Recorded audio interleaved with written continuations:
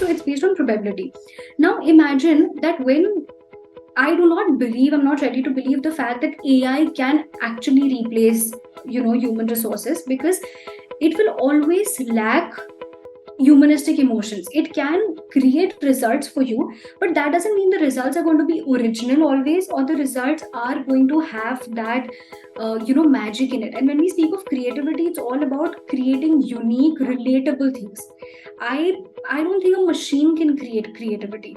It cannot produce creativity. It's not possible. Humans can do that, but a machine can. I feel we need to understand that we have to work along with machines, right? So we have to work along with machine learning and AI tools, but not in terms that they replace us, but rather how can machine or how can the AI tool do my work, which is very tedious, वो मेरा काम कैसे कर ले कि जो which work related to decision making, or work where a more intellectual involvement is required, that should be done by me.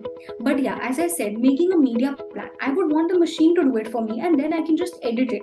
But yeah, the tedious work, let it do it, but I should be more involved into the greater level of work.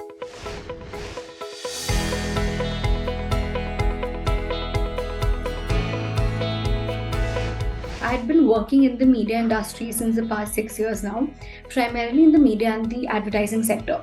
So I started my career with excellent publicity, and I'm still here. I started working as a media planner and buyer, and of course, as a media planner, I had to deal a lot with numbers and figures and negotiations of media spaces for brands. So I did that for some time, and that was, more of an overlay that I set up for myself in the world of media. After doing the role of a media planner and buyer, I moved into a more specialized area, which was setting up the sports marketing division here. Now, the only thing that was common between my ex role and this role that I had to perform now was campaign management. That was the only thing that was common. But now I had to literally learn the ropes of the business because everything was new for me.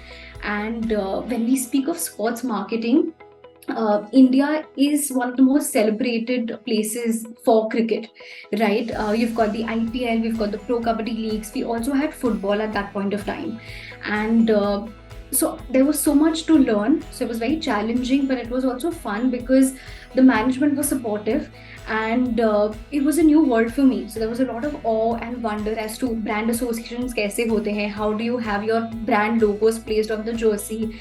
Can a brand have photo shoot with the players of a certain specific team? So I did that, and that was quite a success. Did a few brand deals, enjoyed it a lot. And of course, as you grow and learn in a certain role, you also have to jump to the next thing so that your growth doesn't stop. So cut to today, what I look into is the PR and the in-house marketing for the agency. And yeah, that in brief has been what my career has looked like. But I feel very lucky that though I've been in the agency since the past 6 years, my role and responsibilities kept on changing, and I've evolved in most of the areas where media is operational today. So yes, that is a brief about my career.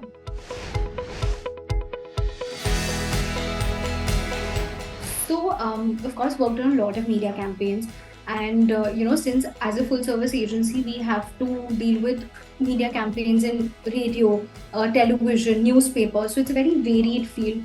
But I would say that there isn't really a favorite campaign, but I can definitely vouch for the fact that the most interesting campaigns have been the ones that weren't B2C, because in a B2C brief, it's fun in the beginning, but then it can get very monotonous. Ki, theek hai, once you get the drill, okay, that if it's a banking sector, I had a client called HSBC, so I have to do, this is the target audience and this is the way I'm going to reach, so let's just go for digital marketing.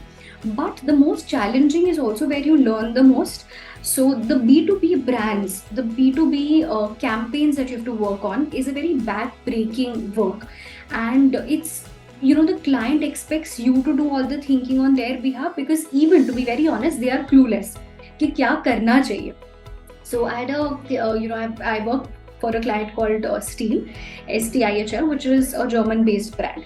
Now they are into automated, outdoor automated electric machinery. So all your chainsaws and heavy equipment. Now when we got that brief, and the client just said that, ideate, what can we do, how can we reach, this is the rural market, or the farmers is the community we want to reach out to. The challenge was to reach out to those people. We don't have enough sophisticated mediums. Matlab BTL we have options, but ATL we don't have enough things. So I think one was of course TV, where we picked up the regional channels, which were watched by the rural market, and specifically जब farming related कोई भी news जिस पे ज़्यादा आता था. So like DD is what we advertised a lot on. Apart from that, one of the most interesting campaign that we did for Steel was during the Pro Kabaddi League. So we associated the brand in a team called Puneri Paltan, because the client is based in Pune. So we associated with them, Maharashtra, and association to gaya jersey pe there was Steel ka logo. And of course the viewership for something like kabaddi would be more in the rural market, which we wanted to tap into. But apart from that, thinking about what are the deliverables we could do for them, right? Can we have like an athletes in villages, playing, and we can have our products placed there so that people or farmers become aware about it, was what was the most interesting bit. B2B campaigns are definitely the ones that are the most challenging, and I think most of the professionals working in media would say that. So my favorite are those in Steel, definitely.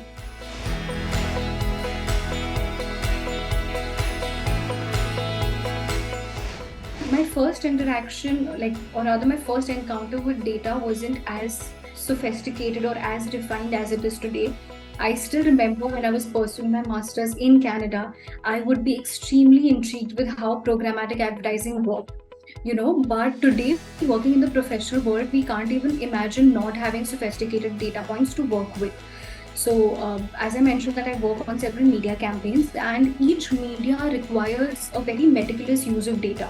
So today, I would say one of the reasons why people or brands are opting for digital marketing, or rather that digital marketing has become a very favorite, inventory amongst brand managers, marketers, is because there's a lot of data you can play with and strategize logically with, So you can, with digital marketing, you literally know who is going to be seeing your ads, and how they're going to be reacting when they see your ads is also something that you can control. Now that was definitely a magical turning point, because when I started working 5 years back, 5 to 6 years back, that wasn't the case. A lot of brands opted for traditional medium. Of course, tabhi bhi we had data to work with, but digital marketing just brought a lot of revolution in the sense that you could control a lot of aspects, and because you can control those aspects, who can see your ad, how they react while seeing the ad, also means that there is very little spillover of your budgets. You can use your budgets in a very effective manner. So let's say that I was working for a brand they're who make protein powders. They're into protein powders or Ayurvedic medications, OTC products basically, and it was very specific that for protein powders, of course, they wanted to reach out to people who are health conscious, who are fitness freaks, who play some kind of sport or visit the gym regularly. We knew that this is the behavioral profile that we wanted. Of course, along with it, to support it, you have got your geographies, कि कौन से cities में campaign करना है. You've got your demographics in place. That isn't an issue. But behaviorally targeting someone so that, okay, if only these set of people who are health conscious and fitness freak are seeing my protein powder ads, there are higher chances for them to be able to buy it. Right. Also knowing that, okay, somebody who has an iPhone, only they can see my ad, an iOS, or somebody who has an Android, only they can see your ad, also lets you control the spending capacity that people have and align whom you want your ads to be shown. So my first encounter, but yeah, that wasn't my first encounter. This is what the world looks like today in digital marketing. But so that's what I'm saying. My first encounter wasn't very sophisticated. When I started working, I remember there was a brand जिसके लिए we wanted to reach out to the masses who belong to the working class, the working class segment. And we thought that if in the metro cities you want to reach out to the masses who are also working class, the best way to reach out to them is while they're going to work and coming back from work. And the traveling in metros usually happens by the local trains or buses or metros. So when I had gotten that brief and we decided that we should go for transit media, be it buses or trains or metros, it was very clear that सबसे पहले ये जानना जरूरी है before we do the campaign कि बॉम्बे में एक दिन में in local train how many people are traveling. So let's say that if 3 lakh people are traveling in one day in a local train in Mumbai, and if I place my ads inside the train, of course that 3 lakh people are going to be seeing it, but the frequency also I can calculate that 3 lakh into 30. So if I'm doing a 1 month campaign, that much amount of frequency I'll have or reach I'll have, which is between 3 to 4 lakh people. But of course you have that data that you can analyze before doing the campaign, but after doing the campaign there is no way to measure accurately कि actual में कितने लोगों ने मेरी ads देखी है. And with traditional media, of course, you have A/B testing. You can do post advertising evaluation, but it's very expensive and affair, and it requires a lot of human resources. So traditional se dheere dheere we are seeing that there is a shift in brands picking up digital, because you can literally control a lot of aspects, not just before but also post that. You get a proper analytics that if you have spent 10,000 for example in one day, how many number of people have seen the ad, and that is the accurate data, right? And with digital, the best part is that if I want to do a lead generation campaign, कि मुझे सिर्फ leads चाहिए, I don't want, if the objective of the campaign is not brand awareness, if I want leads, which is sales for my business, then I can just have a form filling activity, which I cannot do in traditional.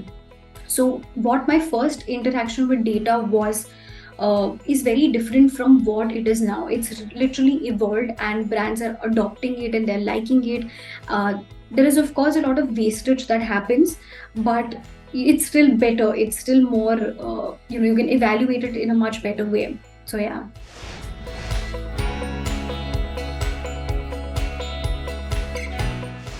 The role that I have currently is in the PR and the in-house marketing of the agency, which means that I have to heavily monitor what people are saying about the agency, because we do PR for the agency. So I have to see how people are reacting to the articles that have been put out there about us. That is part one.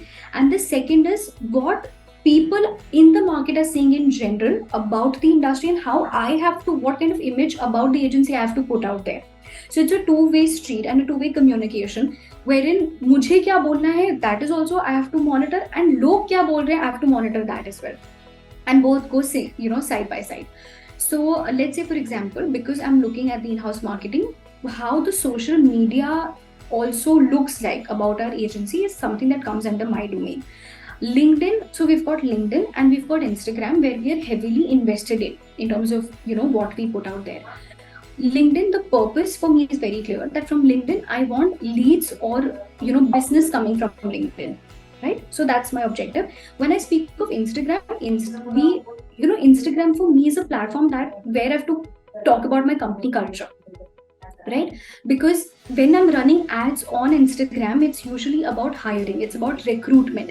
And when I'm talking about recruitment on the page, I have to show that the culture, this is what the culture is. If you feel that you can fit in this culture, why not come apply? Because wahan pe I run my Instagram ads. So for me, Instagram is more for hiring purpose. Wahan pe I put out an image which is about fun. And on LinkedIn is where I'm looking for business. So the metrics that I use is things like what kind of, let's say that in a week's time I've put 3 posts on LinkedIn from our page. I have to analyze which post got the most traction. Is it a post which had an image, or is it a post that had a poll, like the voting one, or is it just a normal informational post?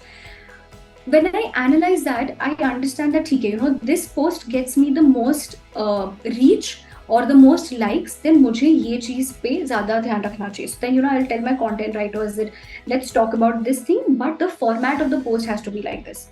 The other thing where I have to measure, like the other metric is that I have to analyze what is that people are talking about, what is the trending topic, what is the talk of the town, and I have to create or curate content according to that.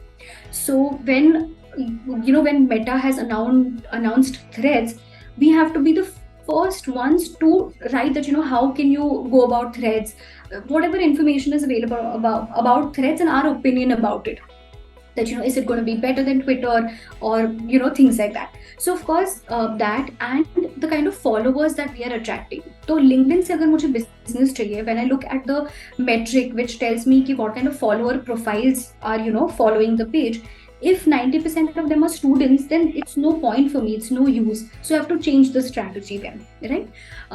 So that's for LinkedIn. Apart from that, of course, we have been using Vizigi, and Vizigi for me has been amazing because it tells me how many people, newspapers are writing about the agency compared to my competitors. What are they writing about my competitors, the share of voice. So I would say in PR, analyzing data, media monitoring is very important. Metric is basically anything that lets you measure the results pre or post a campaign, right? So results like, as I mentioned, that anything like the click-through rates. For me, the click-through rates are very important, because in any campaign where the objective is brand awareness, and that is, of course, I'm speaking when it's the first campaign that the brand is doing, let's say as a startup, and they just want to create awareness.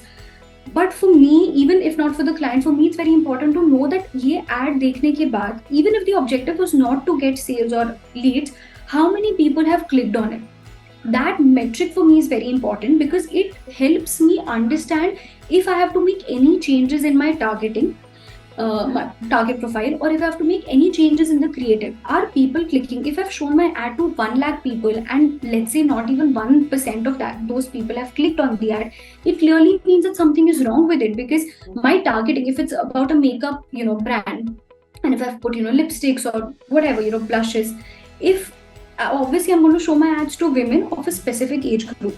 अगर उसमें से किसी ने भी click नहीं किया, then definitely there's something wrong with my creative.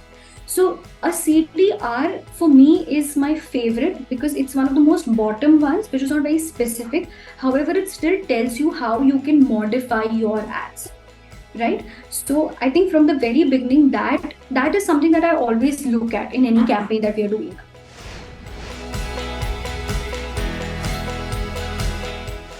So it's not a metric, but it's more of a tool itself. कि हमारा बहुत time goes into planning media campaigns. So let's say if there are, there is an FMCG brand that I've worked for last month or last year. It's going to be very similar to another brand category, let's say Cadbury. Because the target audience is same, both belong to the FMCG sector. And if you're talking about, let's say, Hindustan Unilever, it's going to be very similar to, such other groups, the marketing strategy. I would love if there is a tool where your input would be like, planning a media campaign during Diwali 2023 for Cadbury. Give, this is the budget, XYZ is the budget, give a segregated media plan for hoardings, newspaper, TV. That's about it, right? And then I wish that, there was, we just got data saying that, okay, if this is your budget, hoardings you should put this much budget, and you should do hoardings in, let's say, Pune. And if it's Pune, it can also tell me which road, which hoarding has the highest traffic and where I should be doing it. Because right now, the thing is that even if we have those tools, it's not very precise. And also those tools don't happen to work for each and every media. Now, if I want to work on 3 different medias and if my budget is that much, I have to spend a lot of time. I have to, call up my vendor who's sitting in Pune and be like, do you have this hoarding on this road? Or if I'm doing a, campaign for Cadbury, I want such a road jahan pe bahut zyada heavy traffic ho. So then, there's a lot of manual work that happens. And after a point, the learning also stops in it. So something, if, if we can make the machine learn, which is, of course, machine learning techniques, if we can make them learn based on the past data, that they can predict that this is what you can do in this campaign, that would be great. And the human resources can then focus on a little more detailing about refining the campaign rather than a lot of manual work, I would say. So that, not just the metric, I think I need a tool for that. If I had a wand, that is what I would make. When we talk about, how AI is going to shape the industry in the times to come, I feel that, of course, there's going to be a lot of shift from the tedious work where growth stops for an individual at a certain point. right? So when we speak of that, I would say that AI powered chatbots are going to be used by, they are in fact, being used by a lot of PR agencies. They're used to automate tasks such as media monitoring, social media engagement. Also, I feel to generate automated reports and insights, because today PR professionals have to do a lot of research, especially as a PR agency. When you have 10 different clients, you have to do a lot of research as to ye industry mein what is going on. So imagine having an AI tool which can generate those automated reports or insights. Ki, okay, if this is the industry, this is what the publications are talking about, or this is what a specific journalist is interested in. This is the beat that they're talking about. So that way, if the AI can do that, if AI can collate or collates all that data and takes over the automated tasks, especially in PR, I would say, of media monitoring, then the PR professionals can focus on more of a higher level of strategy and decision making, right?